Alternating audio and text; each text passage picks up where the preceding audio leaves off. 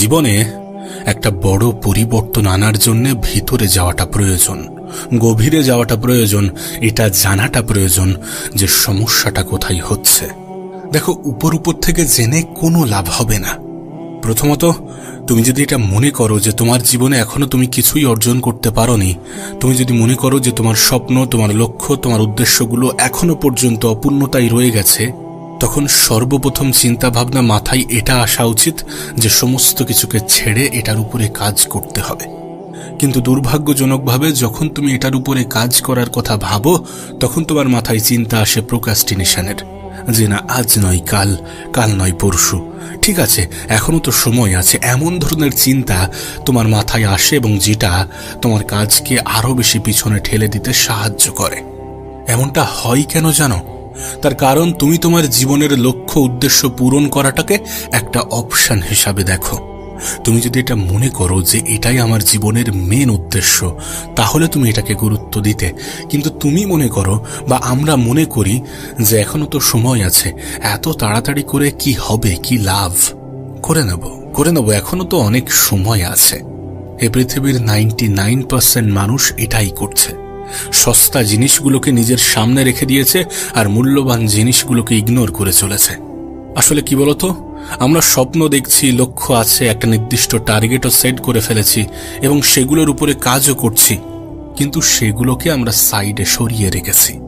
মানে আমাদের কাছে আমাদের প্রথম প্রায়োরিটি আমাদের স্বপ্ন নয়, আমাদের কাছে আমাদের প্রথম প্রায়োরিটি আমাদের লক্ষ্য নয়, আমাদের জীবনের উদ্দেশ্য নয়। আমরা প্রত্যেকেই কিন্তু জানি যে আমাদের জীবনের সমস্যা আছে, কিছু অপূর্ণতা আছে, কিছু করার প্রয়োজনীয়তা আছে, তারপরেও আমরা কিছুই করছি না। আসলে আমরা যেমন ভাবে জীবন কাটাচ্ছি এটা কিন্তু নরমাল নয়। আমরা কিন্তু ভিতর থেকে অনেক বেশি দুঃখ পাই, আমরা কিন্তু ভিতর থেকে অনেক বেশি মন খারাপ করি। কিন্তু যেহেতু আমাদের আশেপাশের মানুষগুলো ঠিক এমনটাই করছে, আমাদের আশেপাশের বেশিরভাগ মানুষ ঠিক এটাই ফলো করছে, তাই আমরা এটাকে নরমাল মনে করি। আমাদের জীবন অতিক্রম তো হচ্ছে, জীবন পার তো হচ্ছে, কিন্তু দুঃখের সহিত। আমি জানি আমার এই কথাগুলো অনেকের কাছে তিক্ত মনে হতে পারে, কিন্তু এটাই তো বাস্তব, এটাই তো সত্য। নিজেকে প্রশ্ন করে দেখো তো। কিন্তু এগুলোর কথা ভেবে যেন হতাশ হয়ে পড়ো না, বরং এই সমস্ত নেগেটিভিটিকে অ্যাজ আ ফিউল হিসাবে ইউজ করো। আমরা সৌন্দর্যের প্রতি আকৃষ্ট হই এবং সুন্দর জিনিসগুলোকে আমরা আমাদের জীবনে আনতে চাই এবং এনেও ফেলি, কিন্তু দিন শেষে সেই সৌন্দর্যের যে কতটা সাইড এফেক্ট আছে সেগুলো আমাদের দৃষ্টিগোচর হয় না, কারণ সেটা অনেক ভিতরে লুকিয়ে থাকে। শুরুতেই তোমাকে বলেছিলাম যে কোনো জিনিসকে জানতে হলে তার ভিতর থেকে জানাটা প্রয়োজন। বাস্তবে কোনো জিনিসের যতটা বেনিফিট আছে ততটা ক্ষতিকারক দিকও থাকতে পারে, বা তার থেকেও ক্ষতিকারক দিকও থাকতে পারে। তুমি যেটাকে নিজের জীবনের অংশ বানাচ্ছ, যদি সেটা তোমার জন্য ক্ষতিকারক হয় তাহলে সেটাকে সাইডে রাখো। তুমি যেটাকে নিজের জীবনের অংশ বানাচ্ছ, যদি সেটা তোমার সময় নষ্টের সব থেকে বড় কারণ হয়, তাহলে সেটাকে একটু সাইডে রাখো। আসলে আমাদের জীবনে সঠিক সময়ে সঠিক জিনিস যদি না আসে, যদি সঠিক সময়ে বেঠিক জিনিস চলে আসে, তখন আমাদের জীবনটা অনেক সহজে নষ্ট হতে শুরু করে। প্রত্যেকটা জিনিসের একটা নির্দিষ্ট সময় আছে, আর সময়ের আগে যদি সেই জিনিসটা তোমার জীবনে এসে থাকে তাহলে সেটা হয়তোবা তোমার জন্য অনেক বেশি ক্ষতিকর। তুমি যে জিনিসের প্রতি আকর্ষিত হও, যে জিনিসটা তোমার কাছে খুব সুন্দর মনে হয়, প্রকৃত অর্থে সেটা অতটা সুন্দর নয়। তার একটা কুৎসিত দিকও আছে, তার একটা খারাপ দিকও আছে, যেটা তোমার জীবন ধ্বংসের কারণও হতে পারে। তাই বলছি, আমরা সৌন্দর্যের প্রতি আকর্ষিত হই, এটা আমাদের নেচার, কিন্তু একটু সাবধান, একটু গভীরে যাওয়ার চেষ্টা করো, একটু ক্ষতিকারক দিকগুলো বোঝার চেষ্টা করো। তুমি জানো, এই পৃথিবীতে বেশিরভাগ মানুষ এখন ডিস্ট্র্যাক্টেড। হ্যাঁ, বেশিরভাগ মানুষই ডিস্ট্র্যাক্টেড, লক্ষ্যভ্রষ্ট, উদ্দেশ্যভ্রষ্ট, যাদের জীবনে কোনো উদ্দেশ্য নেই, যাদের জীবনে কোনো লক্ষ্য নেই, যারা এমনিতেই জীবনটাকে অতিবাহিত করছে, কোনোভাবে জীবনটাকে কাটিয়ে নিচ্ছে। এই ধরনের মানুষগুলো দুঃখে আছে। কিন্তু কি বলতো, এটা তোমার জন্য একটা বেনিফিট। প্রতিযোগিতার এই পৃথিবীতে যখন বেশিরভাগ মানুষ ডিস্ট্র্যাক্টেড, তখন তোমার কাছে একটা সুযোগ আসে, একটা অপরচুনিটি আসে। তোমারও যে ডিস্ট্র্যাকশনগুলো অ্যাট্রাকটিভ মনে হচ্ছে, যে ডিস্ট্র্যাকশনগুলো তোমাকে আকর্ষিত করছে, তোমাকে নিজের দিকে টানার চেষ্টা করছে, বা তুমি যার দ্বারা আকর্ষিত হচ্ছ, সেই সমস্ত জিনিসের ক্ষতিকারক জিনিসগুলো তখনই তোমার সামনে আসবে যখন তুমি সেটার মধ্যে ডুবে যাবে। এবং আমাদের একটা খুব বাজে অভ্যাস আছে যে আমরা দেরিতে অনুভব করি। যখন অনুভব হয় তখন হয়তোবা সুযোগ থাকে না, যখন অনুভব হয় তখন হয়তোবা কিছু করার মতো অবশিষ্ট থাকে না। এখন তুমি আমাকে প্রশ্ন করতে পারো, তাহলে এটা থেকে বাঁচার উপায় কি? কি এমন পদ্ধতি আছে, কি এমন মাধ্যম আছে যেটার দ্বারা এটা থেকে আমি নিজেকে প্রোটেক্ট করতে পারবো, নিজেকে বাঁচাতে পারবো? দেখো, মূলত 3টি উপায় বা পদ্ধতি আছে যেটার দ্বারা তুমি ডিস্ট্র্যাকশন থেকে বাঁচতে পারো। প্রথম বিষয়টি হচ্ছে যোদ্ধার মতো চিন্তা ভাবনা, ওয়ারিয়র মেন্টালিটি। একটা ভিড় কি করে? প্রেডিক্টেবল জিনিস করে, যেটা সবাই করছে সেটাই করার চেষ্টা করে, যেটাতে ফায়দা আছে সবাই দেখছে ফায়দা আছে সেটাই করার চেষ্টা করে। কিন্তু কোনো একজন ব্যক্তি যার মধ্যে যোদ্ধার মতো চিন্তাধারা আছে, যে একজন যোদ্ধার মতো চিন্তা করে, সে কিন্তু এমনটা করে না। ওয়ারিয়র মেন্টালিটির মানুষগুলো সেই সকল জিনিসগুলোই চুজ করে, সেই সকল জিনিসগুলোকেই অ্যাকসেপ্ট করে বা নিজের জীবনে আনার চেষ্টা করে যেগুলো 99% মানুষ করছে না, সেগুলোকেই সে অ্যাচিভ করার চেষ্টা করে। মানে অনেকটা মনের বিপক্ষে যাওয়ার চেষ্টা করতে হবে। মন বলছে এটা করো না, এটা করলে তোমার অনেক কষ্ট হবে, তুমি অনেক সমস্যায় পড়বে, তুমি অনেক ব্যথা পাবে, তুমি এত পরিশ্রম কেন করবে। মন তোমাকে এমনটা বোঝানোর চেষ্টা করছে, কিন্তু তুমি এই সব কিছুকে পিছনে ফেলে নিজের চিন্তা ভাবনার বদৌলতে মনের বিপক্ষে চলে গিয়েছ। যে না, যেটা করা কঠিন আমি সেটাই করব, যেটা আর 10টা মানুষ ঠিকঠাকভাবে করতে পারছে না আমি সেটাই করার চেষ্টা করে দেখব। আমি তো বলবো, আজকের দিনে তুমি যদি নিজেকে ভিড়ের অংশ মনে করো তাহলে কম্পিটিশন অনেক বেশি, আর যদি তুমি নিজেকে ভিড় থেকে আলাদা করতে পারো তাহলে কোনো কম্পিটিশন নেই। তোমার লড়াইটা তখন তোমার নিজের সাথে।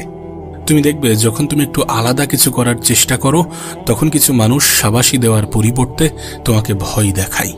আসলে প্রকৃত অর্থে যারা তোমার আশেপাশের মানুষ, যারা তোমাকে পরামর্শ দেয়, তারা বেশিরভাগ মানুষই চায় না যে তুমি একটু এগিয়ে যাও।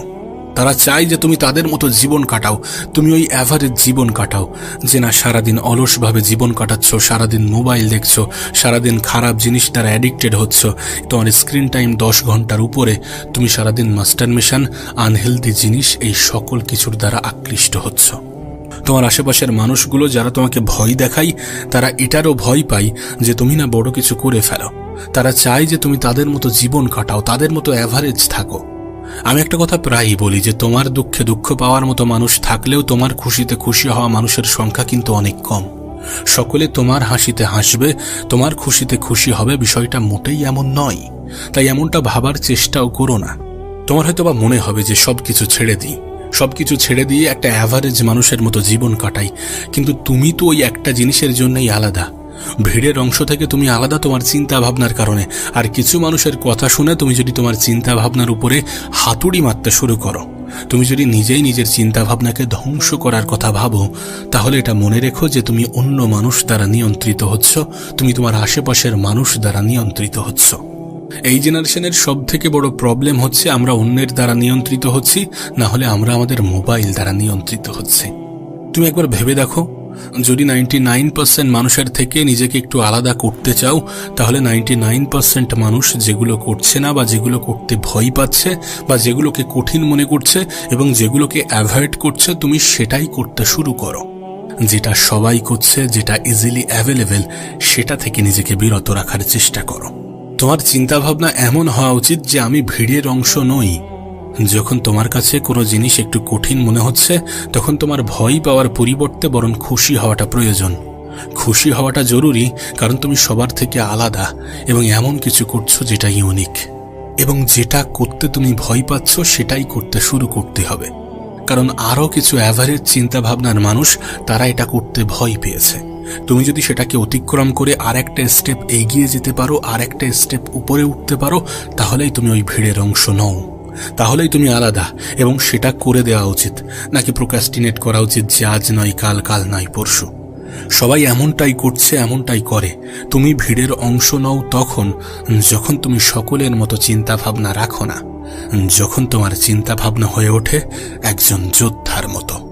এটা জানার চেষ্টা করো, এটা বোঝার চেষ্টা করো যে একজন ওয়ারিয়র মেন্টালিটির মানুষ কি কি করে এবং কি কি করে না। যেমন চিপ স্যাটিসফ্যাকশনের দিকে একজন ওয়ারিয়র মেন্টালিটির মানুষ যায় না।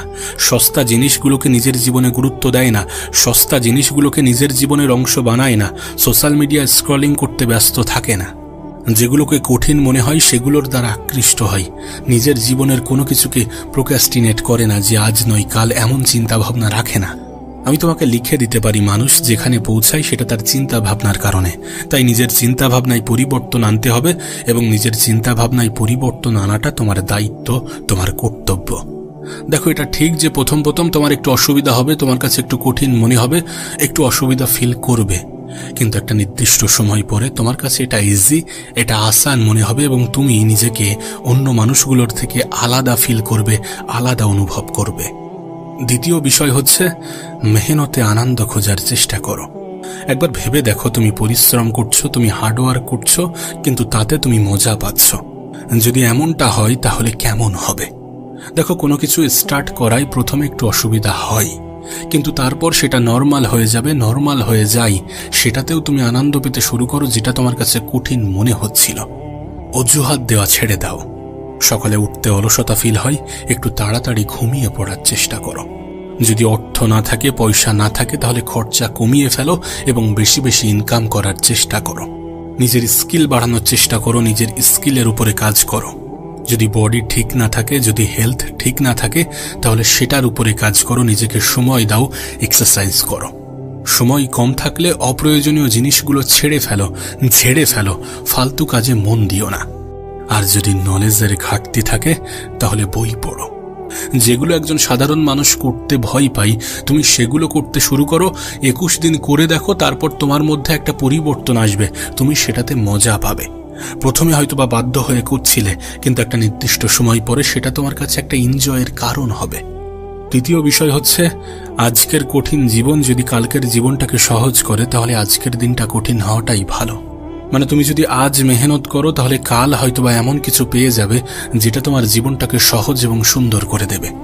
দিন শেষে আমাদের এটা বুঝতে বাকি নেই যে মানুষ কতটা আমাদেরকে ভালোবাসে আর কতটা আমাদের অবস্থানকে। তাই আমি বলবো যে যদি মানুষের কাছ থেকে সম্মান, ভালোবাসা, শ্রদ্ধা পেতে চাও, তাহলে নিজের অবস্থান ঠিক করতে হবে।